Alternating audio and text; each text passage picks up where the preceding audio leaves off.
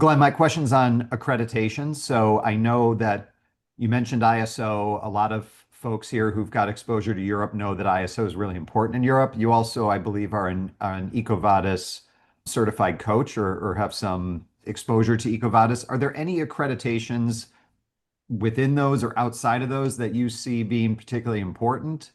Are we starting to sort of coalesce around a particular accreditation that is more important than others in the US in particular, or not? Yeah, it is a bit of an alphabet soup, Jason, in terms of the standards that are out there, depending upon what role you play in the supply chain. Let's just take hotels, for example, accommodations. They've got all their own branded programs. Then there are industry, hotel industry related programs. Then there are event specific related programs. And then there are international standards organizations like ISO. And you got your Net Zero Carbon Events Initiative, the Global Sustainable Tourism Council, the UN SDGs. My God, there's just so much out there. I do think the industry, again, we're talking about, Joe, the 5-year plan. I do think if I were to say, I didn't say it earlier, but 5 years from now, I'd like to look back and say, wow, we had a plethora of choices and it's been narrowed down where the industry is now generally buying into one of these or two of these, and this is what we're going to do. So, Jason, I don't think today we're there yet. I think for reasons, very good reasons, for example, you would take on ISO because you want a management system in place. And that's more of the philosophy of what you need to do. On the other hand, you want to be able to say, tick off the box that you've done these things and you've reduced things in these quantities. Then you're going to go to more of a checklist approach where you'd look at the EIC sustainable event standards, or you would look at the EDPA guidance. And both of those marry in a little bit of the ISO 2021 management system suggestions, but you've got that. And then we have, in this case, the EDPA is guidance. It's not a standard, but people could be verified that they comply with whatever the guidance is recommending. You could do the same with the Net Zero Carbon Events Initiative. Again, there's not a certification program there just yet, but I do think that JMIC, the Joint Meetings Industry Council, and the Events Industry Council, the EIC, have announced a coming together in this area to try and harmonize and reduce the unnecessary choices that exist. You use the word accreditation, certification would be the other one. And technically, in the United States, the standard setting organization is ANSI, ANSI, and they accredit certifying bodies, the following probably an ISO standard. And then those bodies go out and certify companies. So your company, anyone who's on the line here listening today, your company can be certified. The body that's doing the certification would be an accredited certifying body, if you will. Minor point, but clarification.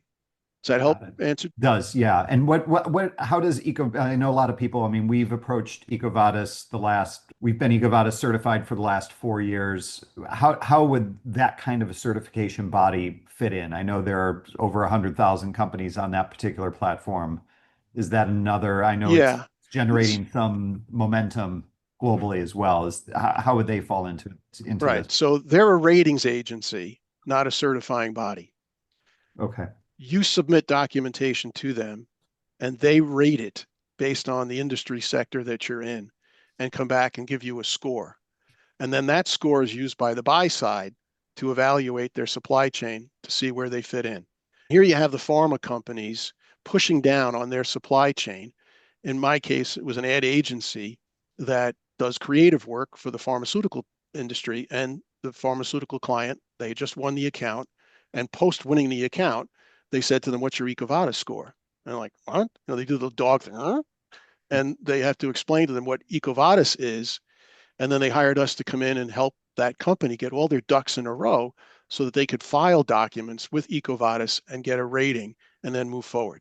So what we are going to see in the events industry, where more companies, let's say, for example, we're measuring Novartis right now for an event that they had. So here's a pharma company that's now going down into the event side of their supply chain saying, "What's your EcoVadis score?" And again, I don't know what is that? And so, yeah, you have to do a lot of filing, a lot of HR paperwork, policies, plans, procedures. All that has to get filed in with EcoVadis. They do have a core element on sustainability, but it's much, much larger than sustainability. It's not about only about sustainability. And where are you in this case, in the pharmaceutical industry, where are you? And so this again is that push and the pull, right? Some people are saying, oh, if I have a good EcoVadis score, I can go out and talk about it. So I'm going to do that. And then you have other people on the buy side saying, where are you on this? I want to see your ratings.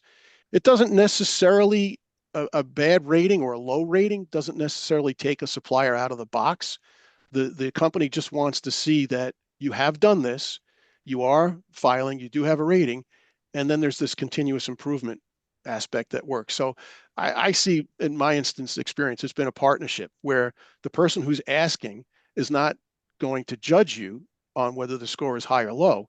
They're asking you to get you to move forward and down this road. And then over time, we want to see continuous improvement. If I don't see that, okay, fine, we'll have another conversation.